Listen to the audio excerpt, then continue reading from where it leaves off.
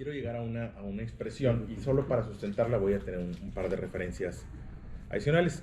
Voy a valorar Isaías capítulo 5, verso 20, San Juan capítulo 9, verso 1 al 3, y San Juan 16, 33 y Salmos capítulo 34, 19, principalmente ahí. Isaías, el profeta Isaías, en el capítulo 5, verso 20, hace una observación, dice la expresión, hay de los que a lo malo dicen bueno y a lo bueno malo, que hacen de la luz tinieblas y de las tinieblas luz, que ponen lo amargo por dulce y lo dulce por amargo, así como trabalenguas. Bueno, hay quien a lo malo le llama bueno y hay quien a lo bueno le llama malo. Es como que muy circunstancial o muy en perspectiva. Hay quien pudiera llegar presumiendo o jactándose de alguna mala acción y así la ve bien. Fíjate que no, hombre, no vas a querer. Ahorita comentaban a propósito de eso, quien va y saca provecho de algún hueco en el sistema o descubre algún hueco en el sistema o alguna prestación, algún servicio que se hizo para facilitar, a quien lo aprovecha para beneficiarse irresponsablemente o contra toda ética, ¿no? Por eso dice, me lamento por los que a lo malo llaman bueno. Fíjate qué buena oportunidad ahorita que están, pues es que no es así. Y bueno, no quiero hablar de los malos, esos a final de cuentas están en su situación. No, el asunto pudiéramos decir, y sin buscar caer en jactancia, el asunto son los buenos, y quiero pensarlos como buenos, así los veo, que algunas circunstancias pudiéramos lamentarnos de ellas. ¿Cuántas circunstancias pudieran ser para bien? ¿Cuántas circunstancias son buenas? ¿Cuántas circunstancias pueden ser buenas? Es más, pueden ser de parte de Dios y sin embargo lamentarnos de ellas. Porque en el momento, visto con una perspectiva equivocada. Y quiero que pensemos un poquito en eso. Y bueno, tiene que ver con cómo se ven las cosas o tiene mucho que ver con la confianza en donde le estamos depositando. Una vez preguntaron, ¿por qué los registros históricos, particularmente hablando de los egipcios, no aparece lo que narra la Biblia? Si se van a la historia, propiamente a la historia, desde la perspectiva objetiva de la arqueología de los egipcios, oye, ¿por qué en la historia de los egipcios no aparece lo que dice la Biblia? ¿Por qué no coincide? Sí, la Biblia narra que en algún momento el que era débil venció al fuerte. La Biblia narra cómo en algún momento se enfrentaron a los egipcios y los derrotaron y acabaron con ellos. La Biblia narra por ahí en el libro de Éxodo y hay algunas canciones que se quedaron por ahí, incluso miles de años después todavía en algunas iglesias se cantan como hacen referencia a eso. Oye, pero dices, es que aquí dice que en algún momento fueron destruidos y derrotados, pero si te vas a la historia de los egipcios no aparecen. Oye, aquí no dice nada, no hay una evidencia arqueológica que deje en claro eso. Dice, bueno, es que la historia la narran los vencedores o la historia la narran como ellos quieren, ¿sí? En la historia de ellos no aparece, bueno, porque no se registraban las derrotas, porque las personas no registran las derrotas. Y bueno, hoy lo vemos también más o menos así. A ver, pregúntenle al gobierno actual cómo vamos. Bien. Y toda administración, todo gobierno dice bien. Oye, no los juzgues. A veces nosotros cuando nos preguntan, ¿cómo estás? Bien. Y te tengo que volver a preguntar, ¿cómo estás? No, bien, no, de veras. Así somos. Entonces, no se narra. Y entonces, ¿qué es el fracaso? Bueno, no siempre los fracasos podemos reconocerlos porque caemos en la negación. Y no quiero hablar de eso. Es que, ¿qué son los aciertos? ¿Qué es el éxito? ¿Tendremos la capacidad de reconocer los éxitos? ¿Tendremos la capacidad de reconocer lo bueno? ¿Podemos determinar nuestro estado de ánimo no por las circunstancias, no por lo que nuestras propias voces pudieran estarnos diciendo? Porque de pronto la mente nos puede jugar chueco. O de pronto el entorno nos puede jugar chueco. ¿Cómo te está yendo? ¿Bien o mal? Mira, San Juan capítulo 9, verso 1, que es a donde yo quería llegar, narra una situación. Dice ahí una historia que al pasar Jesús, Juan capítulo 9, verso 1, al pasar Jesús, ve a un hombre ciego de nacimiento. Y le preguntaron sus discípulos diciendo, Rabí, o maestro, dicen otras traducciones, ¿quién pecó? ¿Este o sus padres para que haya nacido ciego? Fíjate la pregunta. Ante una situación que pudiera ser simplemente, pues es la naturaleza, punto, es así. No, ¿quién pecó? Porque consciente o inconscientemente de pronto tenemos esa idea de que si me está yendo mal, algo hice mal. La Biblia narra la historia de Job, como algunas circunstancias que ocurrieron en su vida y sus amigos llegaron reclamándole, ¿qué hiciste mal? ¿Qué hiciste mal? ¿Qué hiciste mal? ¿Qué hiciste mal? Y ahí es donde se pone un peso, en vez de sacarnos de la situación, se agrega un peso y menos algo de allí. ¿Qué hice mal? ¿Qué no estoy haciendo bien? ¿Qué no hiciste bien? Bueno, aquí los discípulos de Jesús no dan así, oye, ¿habrá hecho algo mal?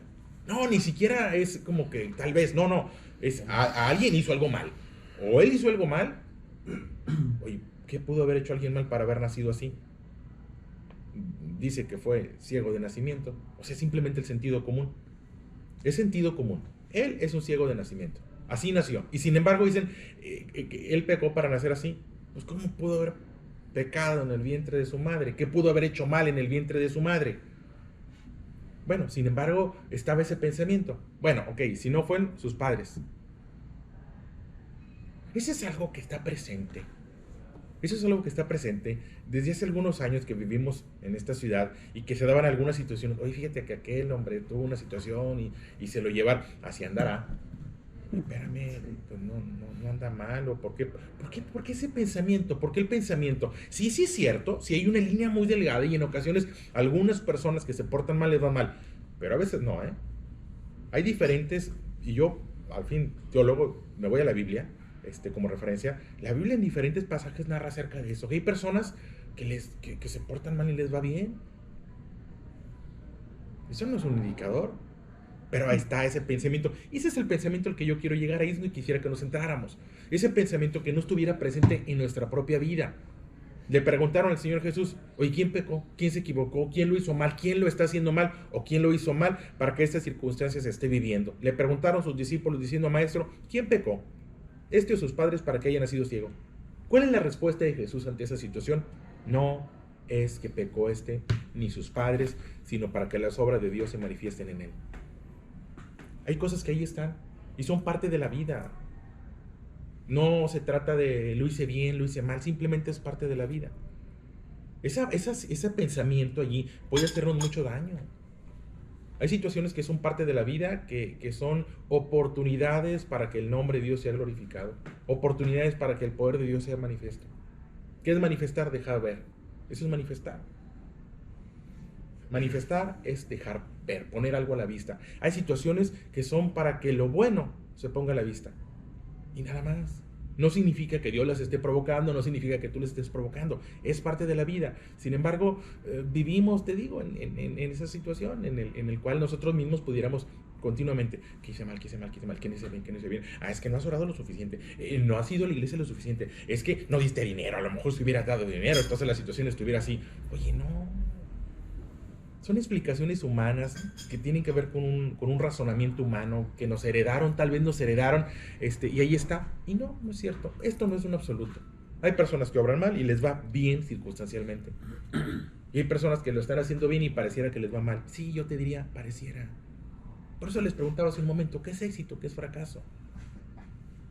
Hoy, a propósito del regreso a clases, muchos muchachos recibieron como mala noticia. Qué mal, ya tengo que regresar a la escuela.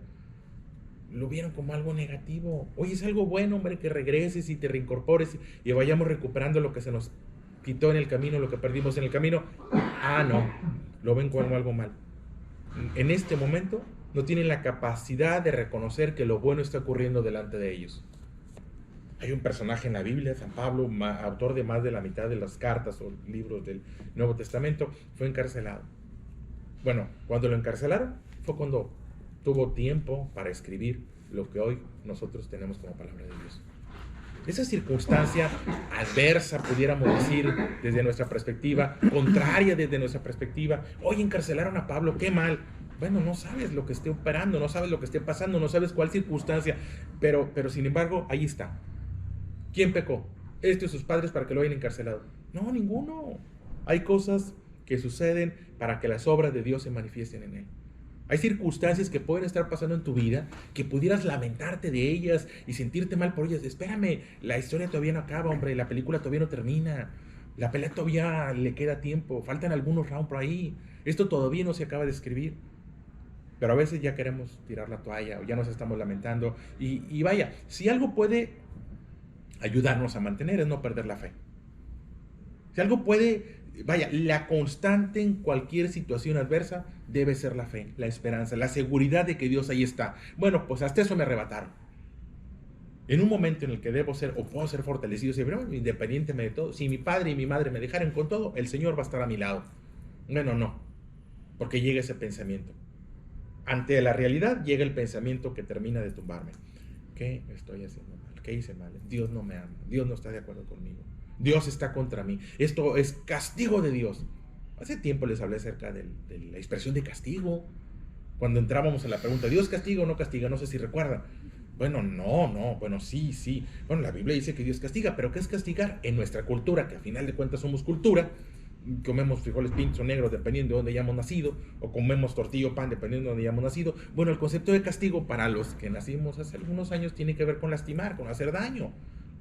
¿Por qué? Porque los maestros las castigaban como la vara, el borradorzazo, a veces el cinto. Eso era castigar. Te voy a castigar, vente para acá, te voy a castigar. Y surgía un golpe. Y luego además lo agradecemos. Con el tiempo, bueno, eso es un tema complicado. Cuando tú te vas a la etimología de la palabra castigar, castigar es hacer casto, hacer puro, purificar. Dios castiga, sí, Dios nos purifica, esto es, Dios nos quita lo que nos contamina. Pero vaya, se ha ido tergiversando y bueno, termina en un Dios que hace daño. Dios nunca hace daño. El mundo es mundo y el mundo es como es y hay cosas que son propias de la vida. Pero si algo puede mantenernos es la seguridad de que Dios está con nosotros.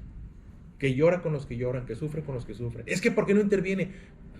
Sí interviene, solamente que no interviene como nosotros queremos.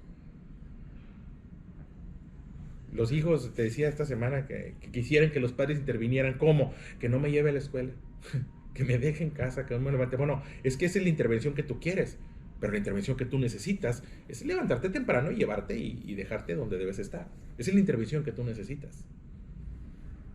¿Cómo habremos de pedir como conviene? Dice por ahí una expresión de la Biblia. No lo sabemos. Y de pronto pudiéramos pedir mal. Bueno, el asunto, repito, la primera batalla que perdemos es en la mente. Porque en la mente es donde llega esta palabra. ¿Quién pecó? Y sus padres. Y eso es una expresión que no debe estar presente en nuestra vida y es lo que yo quiero dejarles. Que ante las circunstancias de la vida no es que estoy haciendo mal. Claro, si hay dos realidades, también tengo que reconocerlo. Sí es cierto que en ocasiones vivimos las consecuencias de nuestros actos. Y bueno, qué bueno que ocurran, porque a veces si no llegan las consecuencias, seguimos transitando el camino equivocado. A veces algunas consecuencias nos van a permitir revalorar nuestros actos y corregir el rumbo. Eso está bien. Si Dios me librara de las consecuencias de mis malas decisiones, no tendría referencia en un momento de claridad, o lo que llamaremos un momento de claridad. De pronto está bien. Pues bueno, pues ya aprendiste, eso no está bien, regrésate. Pero también es cierto que en ocasiones hay situaciones que no son consecuencia. Hay situaciones adversas que no son consecuencias. Hay situaciones contrarias que no son consecuencias.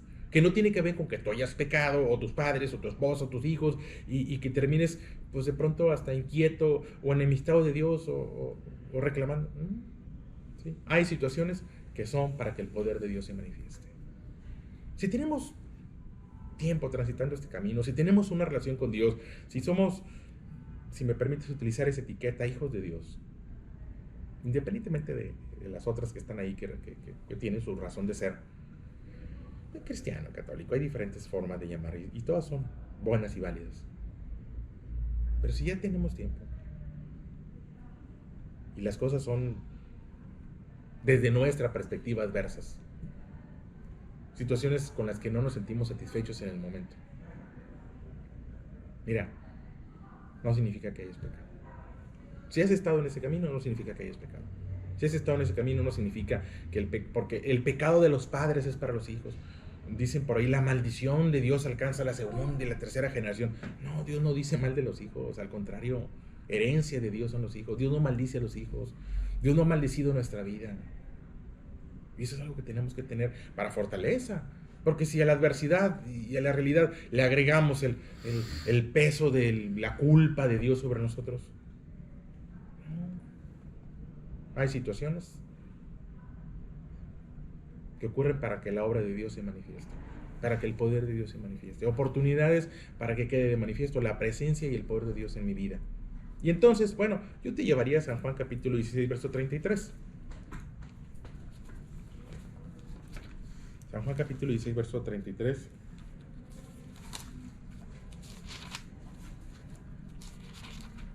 Estas cosas les he hablado para que en mí tengan paz.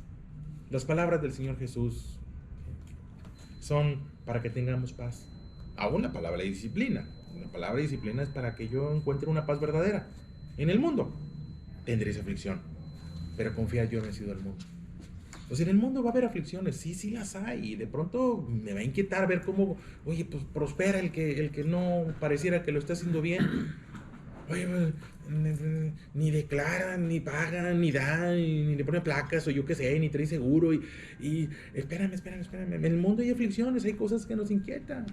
¿Sí? Cuando andábamos en la oscuridad, todos estábamos contentos, todos estábamos felices, no pasaba nada, pero cuando a medida que te vas acercando a la luz, les he dicho, a veces estabas en la boda, en la fiesta, bien padre, bien contento, y cuando prendieron las luces, ay, te cayó mole, y ay, no se notaba, hombre.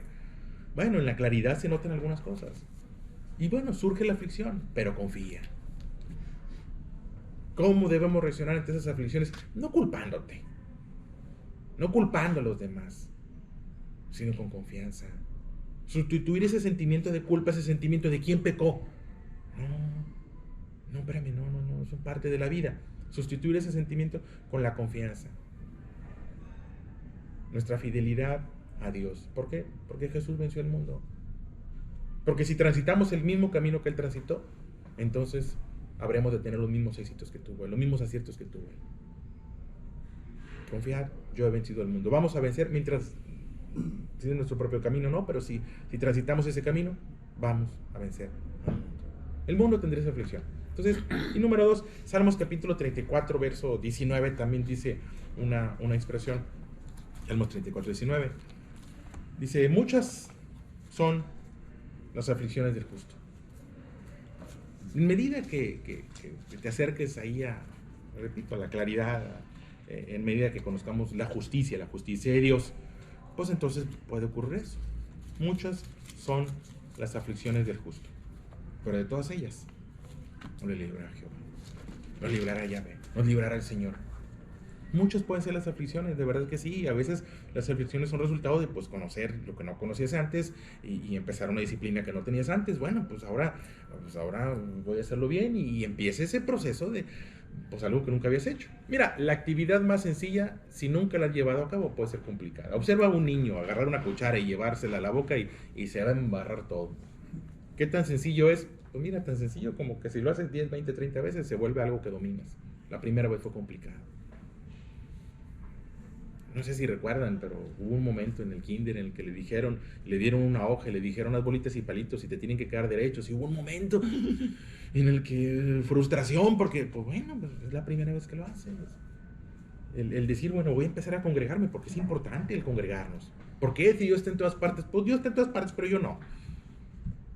Y hay que vernos. Y la fortaleza de Dios viene a través de los unos por los otros. Dios está en todas partes, pero que Él no. Y aquí se hablan palabras de verdad y palabras de justicia y palabras que van a nutrir.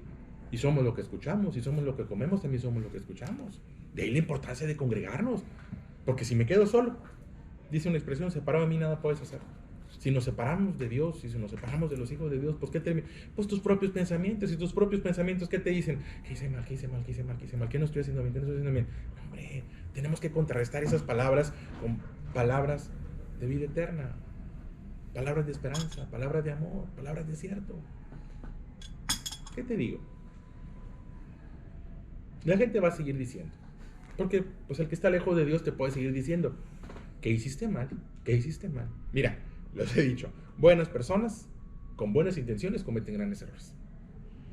Y así, no son malos, son buenos y tienen buenas intenciones. Los que se acercaron con Job tenían buenas intenciones, pero lo hicieron sentir culpable y le echaron más peso encima. No eran malos, solo que no sabían hacerlo de otra manera.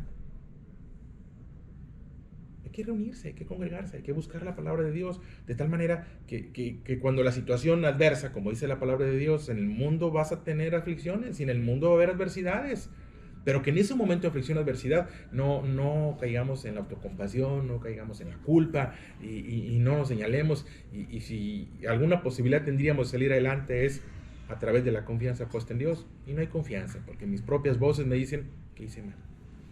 En el mundo tendrás aflicción, pero confía. Y muchas pueden ser las aflicciones del justo, pero todas y cada una de las aflicciones que pudieran presentarse, nos librará Dios. Dice la expresión de San Juan, que hay cosas que ocurren, que están ahí y que son oportunidades para que las obras de Dios se manifiesten. Y eso, oye, ¿qué está? Mira, no sé qué lo haya provocado, no voy a investigar, pero es una oportunidad para que la obra de Dios se manifieste. Para que en vez de manifestarse el enojo, el grito, la frustración, el rencor, el pleito, se manifieste la confianza, el amor, la paz, la tranquilidad, para que ese eso lo crezca. Se lo dejo ahí de reflexión y que pueda ser de fortaleza. Que no seamos nosotros de los que lo dicen a los demás, ¿quién pecó? ¿Cómo andabas? Así andaría seguramente. A mí se me hace que, no. Mira esto. Eso es una oportunidad para que lo bueno ocurra y lo bueno se manifieste. Y si es para nosotros, para nuestra casa, tampoco ser de los que transmiten palabras ahí de desesperanza, sino que podamos tener como máxima: las situaciones contrarias son para mantener la confianza, porque Dios nos va a librar y Dios se va a manifestar en nuestra vida. ¿De acuerdo?